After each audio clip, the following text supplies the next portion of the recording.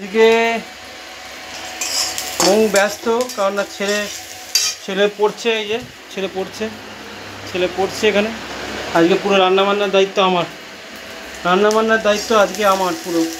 যে এখানে এটা দিয়ে যে কালকের যেটা লাউ শাক নিয়ে এসেছি, সেই লাউ শাকটা পাতুরি করার পর বেঁচে গেছিলো, সেই জন্য এই লাউ শাকটা দিয়ে আজকে চিংড়ি মাছ আছে, এখানে লাউ শাক আছে, আর এখানে হচ্ছে পেঁয়াজ, রসুন আর শুকনো লঙ্কা ভালো করে সর্ষের তেলে ভাজা হচ্ছে। এটা দিয়ে হবে হচ্ছে আজকে চিংড়ি মাছ দিয়ে হবে, লাউ চিংড়ি মাছ দিয়ে একটা ভর্তা তৈরি হবে। ভর্তা তৈরি হবে। এখানে একটু করে নুন দিয়ে দিলাম, এখানে নুন দেব চিংড়ি মাছটা ভাজার জন্য, আর দেবো হচ্ছে একটু সর্ষের তেল দিলাম। দেওয়ার পর এটাকে ভালো করে মাখিয়ে নেবো। এটা চিংড়ি মাছটাকে ভালো করে মাখিয়ে নিলাম। দিয়ে এখানে রেডি হয়ে গেল এটা। এবার এদিকে তো পেঁয়াজ, এটা পুড়ছে, পেঁয়াজ আছে, রসুন আছে আর শুকনো লঙ্কা। এটাকে ভালো করে গরম তেলের মধ্যে ভালো করে লাল করে ফ্রাই করে দিতে হবে। ফ্রাই করার পর লাউ শাকটাকেও দিতে হবে, লাউ শাকটাকেও দিয়ে ভালো করে ফ্রাই করে নিতে হবে। ফ্রাই করার পর দেখুন কী করি সেটা দেখুন, সঙ্গে থাকুন, ভিডিও দেখতে থাকুন। পেঁয়াজ, শুকনো লঙ্কা আর হচ্ছে রসুন ভালো করে ভেজে নিয়ে এটাকে পেস্ট করব। তার আগে যেটা করতে হবে সেটা হচ্ছে এইদিকে দেখো। তার আগে যেটা করতে হবে, এই লাউ শাক, যেটা লাউ পাতা কালকে নিয়ে এসেছিলাম সেটা দেখালাম, সেই লাউ পাতাটাকে ভালো করে পেস্ট করে নিতে হবে। এটা ভালো করে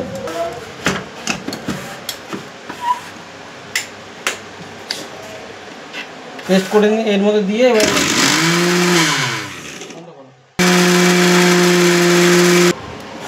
দেখাতে হবে।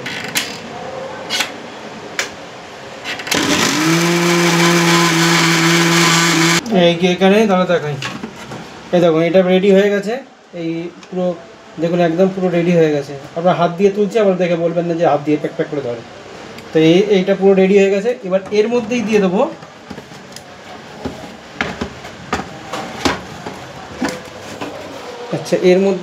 হচ্ছে আমার এই যে এখানে যেটা রেখেছিলাম, মানে আপনার যেটা ওই পেঁয়াজ বেরেস্তা করে যেটা রেখেছিলাম, পেঁয়াজ বেরেস্তাটা, লঙ্কা, শুকনো লঙ্কা সব দিয়ে দেবো। এখানে পেঁয়াজ, শুকনো লঙ্কা সমস্ত আর মিক্সিটাকে চালিয়ে নিতে হবে। একটা অসাধারণ পেস্ট তৈরি হয়ে যাবে। এই দেখুন পুরো পেস্টটা এরকম অটোমেটিকলি ঝরে পড়বে। এরকম দেখুন একটা সুন্দর পেস্ট তৈরি হয়ে যাবে। এরপরে কি করতে হবে, তেল দিয়ে দিলাম, ভালো করে সর্ষের তেল দিয়ে দিলাম। এটা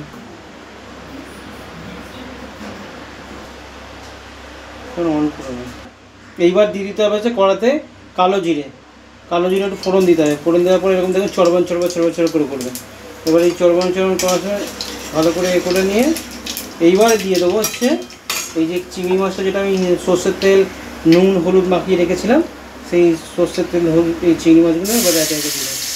চিংড়ি মাছ যেই রান্নাতেই দেবেন, চিংড়ি মাছ একটা আলাদা নিজস্ব টেস্ট আছে, সেই প্রত্যেকটা রান্নাতেই সেই টেস্টটা ইনট্যাক্ট করে দেয়। মানে ধরুন এই চিংড়ি মাছের যাতেই দেবেন, সেই চিংড়ি মাছের যে নিজস্ব টেস্ট যেটা আছে, সেই টেস্টটা সেই অন্য যে ফ্লেভার আপনি অ্যাড করতে চান, সেই ফ্লেভারের একটা মাছটা অলরেডি অ্যাড করে দেবে।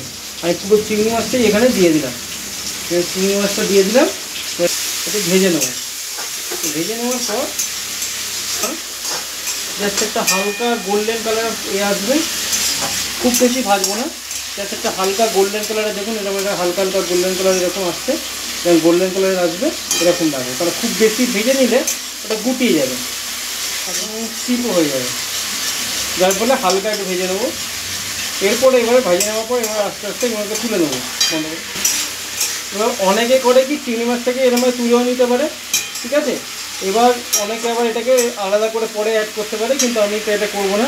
আমি যেহেতু প্রথম থেকে আমি যেটা রেখেছিলাম, আপনার যেটা পেস্টটা হচ্ছে লাউ পাতা, তার সঙ্গে পেঁয়াজের ফ্রাই, যেটা পেঁয়াজ বেরেস্তা যেটা করেছিলাম সেটা, তারপর রসুন, আর এদিকে শুকনো লঙ্কা, এই তিনটের যে ব্যালেন্সিং দিয়ে যে পেস্টটা আছে সেই পেস্টটা আস্তে আস্তে এর মধ্যে দিয়ে দেবো। এর মধ্যে আবার এটা দিয়ে দেবো। গ্যাসের ফ্লেমটা কিন্তু মিডিয়াম ফ্লেম বা একটু হাই ফ্লেমে রাখবেন, তাদের কিন্তু এর তেলটা কেটে বেরোবে, তাড়াতাড়ি হবে এবং তেলটা কেটে বেরোবে। নয় কিন্তু মাছের ভিডিও নয়, কিন্তু মাছ রিলেটেড জিনিসপত্র কিন্তু আমার এখানে থাকে, প্রতিদিনই মাছ আমার এখানে থাকে। আচ্ছা, নুনটা কিন্তু দেবেন আপনারা পুরোটা ব্যালেন্সিং করে, খুব বেশিও নয় খুব কমও নয়, সেটা আপনারা ভালো করে ব্যালেন্সিং করে দিয়ে দেবেন। আচ্ছা, এর সঙ্গে হালকা আমি একটুখানি চিনি অ্যাড করব, জাস্ট কালারটা এবং ওই টোটাল ব্যালেন্সটা ধরে রাখার জন্য। অল্প হাফ চামচের থেকে একটু বেশি একটু চিনি অ্যাড করলাম। এবার চিনি অ্যাড করার পর আর এখানে আমি কিছু দেবো না, দেবো হচ্ছে আপনার হলুদ গুঁড়ো দেবো। এর মধ্যে হলুদ গুঁড়ো দিলাম, চিনি দিলাম, আর দিলাম হচ্ছে আপনার নুন, সেটা পর্যাপ্ত মতন সেটা দিয়ে দেবো।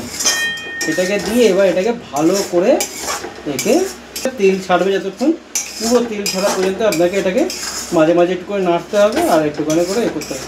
এক্ষেত্রে মিডিয়াম ফ্লেমে আপনারা করতে পারেন, লো ফ্লেমে করলে এটা হবে না, মিডিয়াম ফ্লেম বা হাই ফ্লেমে করে রাখতে পারেন, তাহলে কিন্তু এটা ঠিকঠাক তাড়াতাড়ি হবে এবং ব্যালেন্সটা ঠিকঠাক থাকবে। কেন প্রত্যেকটা রান্নাতে নুন চিনি যেরকম ব্যালেন্স করে, হিটটাও কিন্তু ব্যালেন্স করে রান্নাতে। যেটা করেছিলাম পুরো তেল ছেড়ে গেছে, সাইড দিয়ে চিরবির করছে, দেখুন চিরবির করছে, তেল ছেড়ে দিয়েছে। এবার আমি 3-4টে লঙ্কার মধ্যে অ্যাড করে দেবো। এর মধ্যে 3-4টে লঙ্কা আমি অ্যাড করে দিলাম, কাঁচা লঙ্কা, শুকনো লঙ্কা নয় কিন্তু। যখন নাড়তে নাড়তে দেখবেন একটা তাল টাইপের হয়ে যাচ্ছে, মানে একটা দলা পেকে যাচ্ছে, পুরো একটার সঙ্গে একটা এরকম আঠো আঠো হয়ে যাচ্ছে, তখন এটা প্রায় হয়ে এসেছে, প্রায় বুঝতে পেরেছেন, তখনই বুঝতে পারবেন এটা হয়ে এসেছে।